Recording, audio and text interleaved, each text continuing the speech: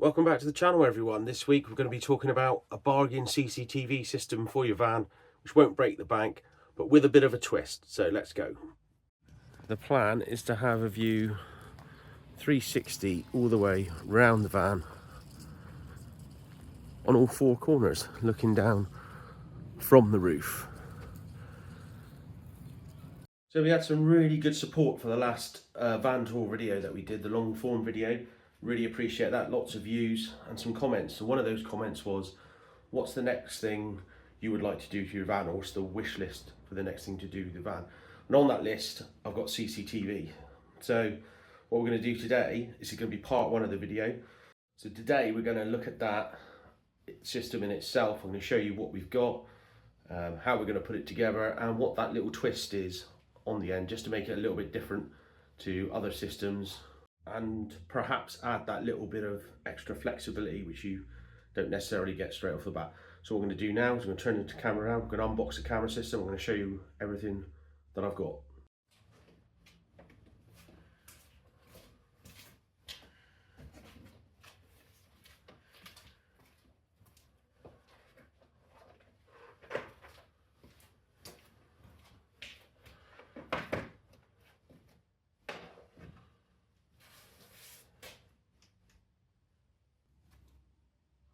So I'm waiting for the price to get right for me on Amazon and selected this system. Now I picked this one for a couple of reasons. I'll get you down in low in a minute so you can see exactly what we've got here. But it's a 4-camera system with a central screen of that size. I think it's a 9-inch monitor. Big cable comes with it, 4 cameras, which are very similar you see in most of the sets. You can see that side of camera. I'll bring you in a second. Like I said, you can have a proper look at it. There's a couple of reasons why I picked this one in particular. The first one being the power and the video all go on the same cable, so they're all integrated into one cable. That was key. The other trait I was particularly after is I only want the power on the cameras when I turn on the screen. Now I realise a lot of them are like that, but some of them don't specifically say. So for this particular one, I'll link it in the description below. So basically, this monitor, you put the power to the monitor. When you press the power button, it then sends power out of the cables to the cameras. So they're only live when this monitor is switched on, which is key, and you'll see why in a minute. So looking at the screen and all a bit closer, like I said, they do feel a bit kind of cheapy. There's a couple of marks on that screen. I'm not too fussed. You can see there. Mine actually arrived with a faulty keypad, so they're sending me a new keypad. So I'm going to have to take the screen apart and replace the keypad, which is not ideal, but like I said, it was cheap. If I can get you zoomed on these cameras, you see this style of camera quite a lot in these sort of kits. You've got the tail at the bottom there, and I said we'll explain what we're going to do with them in a bit more detail. So inside of the box, you see you've got the long individual cables for each camera. Like I said, they carry the power and the video. There's some mounting brackets for the screen itself, and all the cameras individually packaged up. If you just take a look at the wiring tail that comes off the screen, just pick out the obvious parts.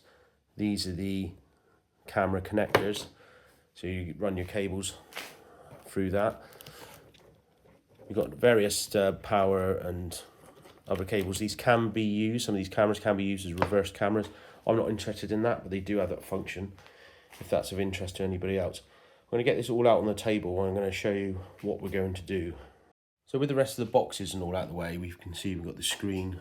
I've just connected up one camera to the tail. And the eagle-eyed among you may have noticed I've put a DC socket on the end of this power cable, which seems quite normal, but let me explain why.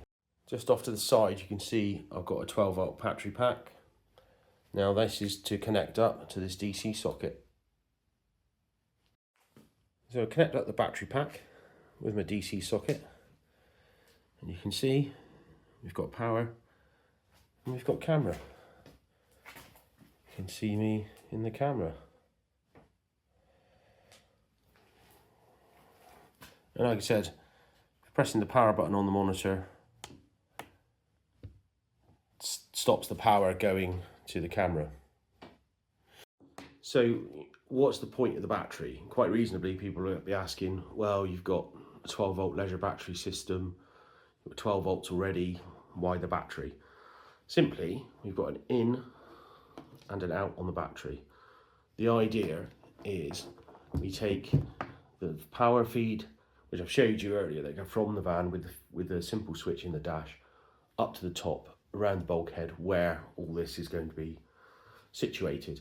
The idea is if the van is not going to be driven for a while, let's say you're on site for 3 or 4 days, and you don't want to draw that much power, you've got the battery to sit in the middle there to take that load up, and having the button there, I can isolate the power from the van to the camera system, but also still have a camera system.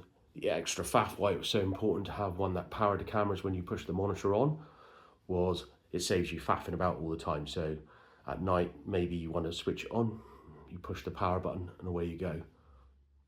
And then it can run off its own battery overnight. I've worked out and I think it'll run about 4 hours on this battery. So it's good, it gives you more flexibility. So in terms of mounting, I'm going to go for this corner up here for the screen. The cable I was talking about earlier comes up from the dashboard in behind here, and there is a switch on the dash, which I'll show you now. There's that simple 2-wire switch. The wires go up above and into the bulkhead area, like we've just shown a minute ago. I said screen here, cable in there, and all the accessories up. So this is an overhead mock-up of the van is similar to mine, just a crude document there. You can see that the solar panel's labelled, the roof fan is labelled, and the CCTV cameras are dotted around the areas of the 4 corners of the van that I said. You can see over the cab area where the cable ducts are coming up, and those conduit lines running down to the van to get the power and the video back into the van. So a few other accessories we're going to be using. We've got some cable glands. I think these need to be modified because I think the camera cables are going to be too big to actually go through these holes. We're going to have to modify them, but we will do that in readiness for that. We've got the camera and the base itself. This conduit will be attached to the roof and allow the cables to run neatly along the roof without flapping around. And I've got the pack of these earth magnets. And the idea with these is we're going to be attaching them to the base of the camera, and we'll be able to stick those cameras pretty effectively to the roof to make sure, not sure how many I'm going to need for each one, possibly 2 or 3, just to make sure it's really not going anywhere. But that's what we're going to do. These magnets come with these little sticky strips, so we're going to stick that on there, onto the base of the camera, and we'll just give it a try and see how strong it is. So the magnet's stuck to the bottom of the camera mount itself. Obviously I don't want to be drilling holes in my roof for no reason if I can avoid it. So we'll just try and stick it somewhere and see what happens. So I've just stuck it there to my shelving rack. So you can see, seems a fairly solid connection. Perhaps I'll need more, but you can see it really pulls in quite hard. I'm actually moving the whole shelf doing that. It could be that we need a sort of mechanical tether of some sort just to make sure, guarantee it stays there, or perhaps another magnet. But we'll do some testing with that, see how we get on. So that pretty much rounds up part 1. You can see in the diagram I did with the sort of crude Photoshop how it's actually going to be laid out. I've got all the parts now. I'm just waiting on the new keypad for the screen because, like I said, some of the buttons aren't working. That should be arriving in the next couple of days. As soon as that comes, I can fit that into the screen. I can do a video for that if you like, and then we can actually get to the install and getting it in the van, which will be part 2. So make sure you like and subscribe, hit the bell for notifications. You don't miss part 2 because we're going to get that in and tested. Just want to say thanks again for all the support for the last video. Hopefully this one gets some good views as well, and I'll see you all next time. Sneak peek for a future video. Got these new shocks, springs, accessories all ready to go on the van. I'll show you how I did that, and I'll show you how to swap them.